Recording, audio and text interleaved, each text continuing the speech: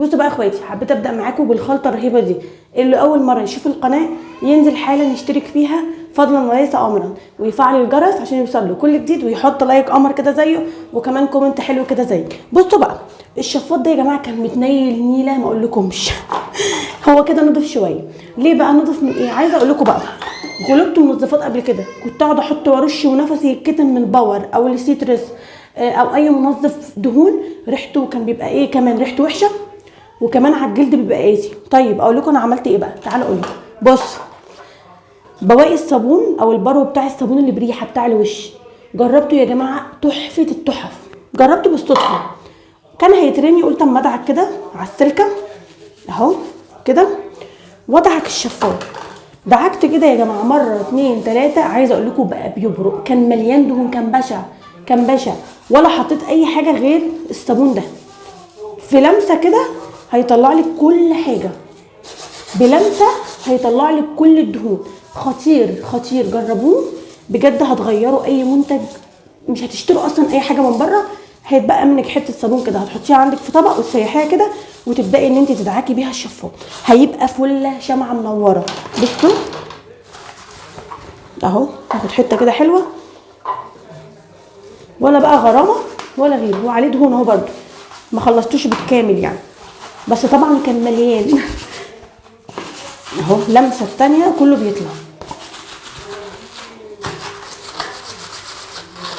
خطيره بجد، جربوها يا جماعه وعرفوني رايكم ايه في التعليقات تحت الفيديو.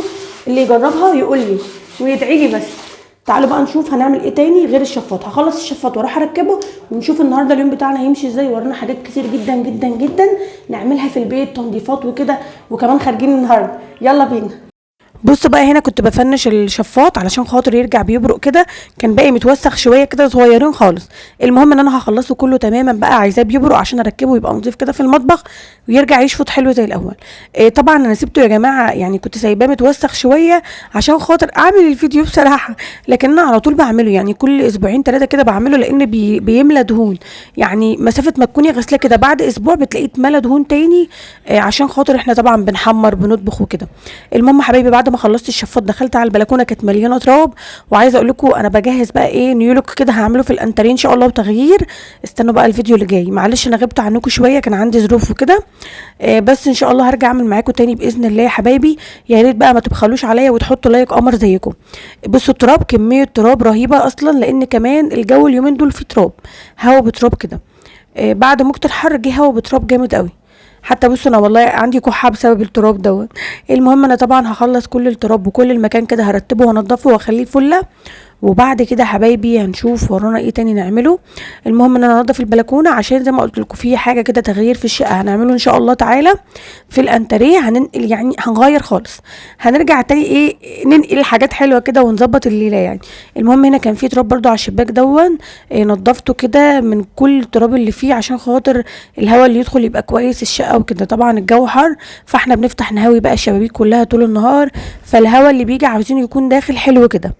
بصوا حبايبي، هنا بصوا الكميه بتاعت التراب رهيبه، يعني في ايه مش عارفه، كأن احنا كنا مهاجرين بالظبط. بصوا تراب فظيع. المهم حبايب قلبي، الفرشه دي حلوه قوي يا جماعه للتراب. جبت برده هنا عند السفل اللي هو الحديد دون، لقيته مليان تراب برده، عملته بالفرشه. والفرشه دي عمليه وجميله قوي، كنت جايباها من فتره للشيش وكده، وطلعت حلوه ما شاء الله عليها. بصوا انا يعني شايفين كميه التراب عامله ازاي، التراب فظيع. فلو انتي بتنضفي برضو عندك البلكونه فيها تراب، البسي كمامه عشان صدرك ما يتعبش. هنا مسكت كل السفل نضفته هون. والسجاده دي يا جماعه هغسلها وهحطها بقى جوه، لان انا ايه يعني كانت حطاها في المطبخ وبعد كده شلتها، كانت في المطبخ وشلتها. بصوا هنا برضو الشيش مليون تراب، هعمله هخلص كله، يعني هخلي المكان كله كده ايه فله، وهخليه كده نظيف من غير اي تراب، عشان خاطر نعرف ندخل البلكونه. انا بتضايق جدا من التراب. هنا جبت المكنسه بتاعتي وشلت برضو كل التراب، شفطت التراب كله يا جماعه، علشان انا فعلا صدري تعبني، فالمكنسه هتسهل الليل عليا. بعد ما خلصت بقى ان انا انضف عايز ايه يا ولا الكوره؟ الكو زين عاوز الكو، حاضر يا فرح اديله الكوره، يا فرح اللي هناك. يلا يا حبيبتي. هنا اخواتي جبت بقى ميه وبدات ان انا ارش عليه ميه، وعايزه اقول لكم الطريقه دي حلوه، بدل لما اشيله من مكانه بقى واغسله كده بجيب ميه في اي بلاستيكيه عندي وببدا اصب عليه كده، وبعد كده بمسحه بحته قماشه بينضف قوي. طبعا لو هو مش فيه تراب قوي، يعني لو التراب خفيف بنضفه بس بملمع الخشب، بس انا حسيته محتاج ان هو يعني لا لازم يتنضف تنظيفيه عميقه. المهم اخواتي هنا جبت بقى الشرشوبه ومسحت المكان كده بشويه معطر حلوين وظبطتها، وعايزه اقول لكم زين مجنني، هوريكم الوقت بيعمل فيا ايه. كل ما ادخل البلكونه محرمني ادخلها، هوريكم دلوقتي عمايله وانتوا حكموا بقى عليه والنبي، بيخليني مرعوبه عليه وخايفه. المهم هنا بخلص كل البلكونه بالشرشوبه، وبصوا يا جماعه ما حدش يتريق عليا، البلاستيكيه بتاعتي او البلاستيكيه بتاعت الشرشوبه دي الجردل، اللي هي الحته اللي فوق اللي بنحط فيها الشرشوبه دي عشان تصفي الميه، بايظه يا جماعه عندي، فانا بعملها كانها قماشه كده وبصفيها بايديا، بعصرها بايديا يعني. خلصنا كل المكان هنا، وعملت الشباك التاني برضو من التراب، ومسحت الشيش وخليت المكان كله بقى نضيف. فهنا بقى هخلص كل الدنيا كده، وبرضو البرامق الحديد دي او السفل الحديد ده هعمله برضو بالقماشه والبخاخ بتاعي. البخاخ ده يا جماعه فيه ملمع للخشب والحدايد وكده. بصوا يا جماعه بيطلع بيقوم ساند على الحديده ويقوم مطلع نفسه، هينزل دلوقتي قدامكم بنفس الطريقه. طبعا يا جماعه رعب، كل ما افتح البلكونه لازم اجري عليه، بيطلع نفسه كده يسند على السور ويقوم طالع ساند على الحديده ويقف. بخاف موت لا يقوم واقع، بقعد اقول يا رب احفظه واحميه، بترعب عليه. شفتوا هو نازل ازاي، هو بقى بيطلع بنفس الطريقه. شغلت له النور عشان يتلهي فيه كده وينزل على الارض. وهنا خلصنا خلاص النور بتاع رمضان ده، ما حبيتش اشيله من البلكونه بصراحه، حابه شكله. تعالوا بقى بعد كده نشوف هنعمل ايه في المطبخ. هنعمل النهارده منظف حلو جدا، صابون السائل يا جماعه بكميه موفره جدا، سان لوكس. طبعا عملته معاكم كتير النوع ده بس يا جماعه وبس، ما تغيروش النوع ده. لو انت هتجيبي اكياس الصابون السائل الموفره دي ما تجيبيش غير الصابون السائل سان لوكس. في عندي برضو هاف لوكس مركز بقى هيعمل لي دوني، وفي عندي برضو واحد هيعمل لي شاور جل، وفي ده اللي لسه اول مره اجربه برو ماكس ده يا جماعه بتاع الدهون، هعمله ان شاء الله واعمله معاكم واجربه معاكم. وفي برضو اللي هو سوبر لاركس ده اللي هو برسيل الجل، بديل البرسيل الجل، كله مصري وكله يا جماعه حلو جدا. اللي انا لسه هجربه اول مره هو بتاع الدهون ده، ان شاء الله يطلع حلو برضو. انا ما حبيتش اجربه النهارده مع الشفط لان انا لقيت طريقه اوفر، فهعمله وهجربه ان شاء الله في حاجات تانية. بصوا حبايبي بنجيب العلبه بتاعتنا، هو عباره عن كيستين، كيس رغوه كده او جل كده، وكيس تاني يا جماعه فيه بودره. بنفضي الكيستين مع بعضهم كده وبنحطهم في قلب البلاستيكيه بتاعتنا. انا طبعا عامل لكم في بلاستيكيه شفافه عشان تشوفوها. عايزه اقول لكم الصابون ده روعه وريحته حلوه، ريحته كده جميل بالليمون يا جماعه، حلوه قوي. بصوا هنا فضيت الكيستين اهون وهبدا اخلطهم مع بعض، وهجيب ميه. طبعا بصي يا حبيبتي المفروض تعمليه هتخفيه في 8 لتر من الميه، انا بقى بخفه في 5 بس لتر من الميه عشان يكون تقيل معايا، وبعد كده بخفه في ميه عادي جدا وانا باجي اغسل المواعين. انا بحبه يكون تقيل كده وقوامه متماسك، فبحط بالظبط 5 لتر من الميه. انت بقى عاوزه تحطي 8 لتر براحتك خالص، بس هو الطريقه المظبوطه قوي وبيطلع حلو قوي معايا لما بحط له 5 لتر من الميه. بقلب كله مع بعضه، وطبعا بسيبه بعد كده يا جماعه بعد ما اضيف له الميه بسيبه ساعتين يختمر كده والمواد كلها تمتزج مع بعضها، بيطلع لي احلى صابون سائل واحلى رغوه بجد يا جماعه. بصوا بقى ده الجزء التاني بتاع المطبخ اللي انا واقفه فيه. قولوا لي يا جماعه اعمل ايه تغيير فيه، نفسي اغير فيه حاجه بس انا فعلا مش عارفه، عايزه اعمل فيه تغيير كده يكون شكله لطيف. فاللي عنده فكره يقول لي عليها وان شاء الله اعملها على طول لو معايا الفلوس، او احوش واعملها. بصوا هنا السيراميك ابيض، فانا فكرت اجيب كده اللي هو اللي هو الفوم الحجري ده واعمل بيه، بس يا جماعه هو لونه ابيض، طب ما انا هجيب الفوم ما هو ابيض برضو، فالسيراميك كده اسهل وان انا انضفه بسهوله يعني، فاهميني؟ هدعكه دعكتين وخلاص. المهم هنا انا خلصت الصابون السائل، عايزه اقول لكم رغوته تحفه وكمان قوامه تحفه التحف. بصوا الرغوه يا جماعه من البواقي بتاعته، يعني كان باقي ايه حاجه بسيطه جدا كده في البلاستيكيه اللي انا عامله فيها، رغوه مش طبيعيه. جربوه يا جماعه وعرفوني رايكم برضو في التعليقات، بجد جميل. انا حطيت زي ما قلت لكم 5 لتر من الميه وكده خلصت خلاص، هسيبه يختمر وبعد كده هضيفه بقى في الازاز بتاعتي.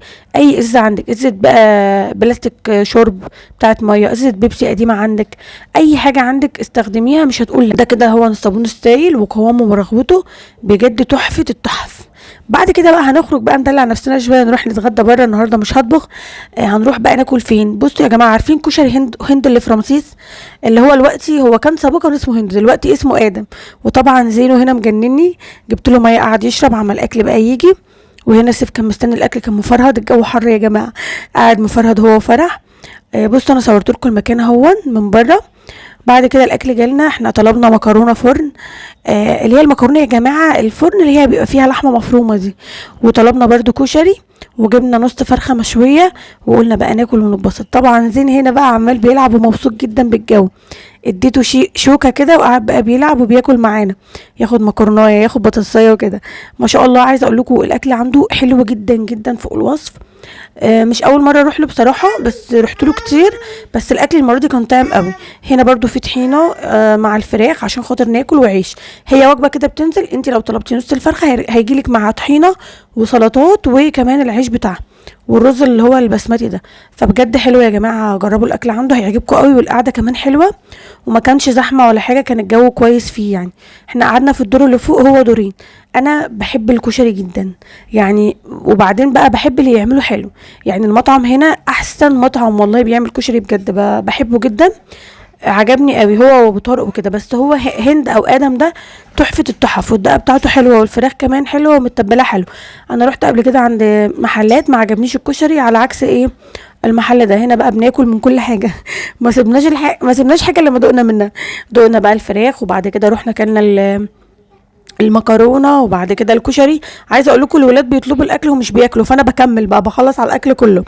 كان يوم حلو وتغيير جو حلو عن البيت وكده، لان الواحد بيزهق ومن كل يوم ان هو بيطبخ وكده، وكمان الجو حر، فالخروج بيغير النفسيه. فانت كمان لو تقدري تخرجي في اي مكان تغيري جو روحي، ما تستخسريش في نفسك. انت خدتي العيديه بتاعتك، انزلي بقى ايه ظبطي نفسك كده واخرجي ودلعي نفسك، الدنيا مش مستاهله. انا هنا بقى كنت قاعده باكل، ودقت الفراخ طعمها لذيذ. وبصوا هنا سيف مصر يوقع العيش، زين قصدي زين وسيف يا جماعه، انا ايه اللي خلاه اسمي اسامي قريبه، حد يقول لي والنبي. المهم زين هنا كان كل شويه ايه عايز يوقع الاكل، وانا بقى الحقه. هو زين بيحب يقعد يلعب في الاكل، مش بياكل، يلعب بالاكل ويرميه. يا جماعه يرضيكوا كده؟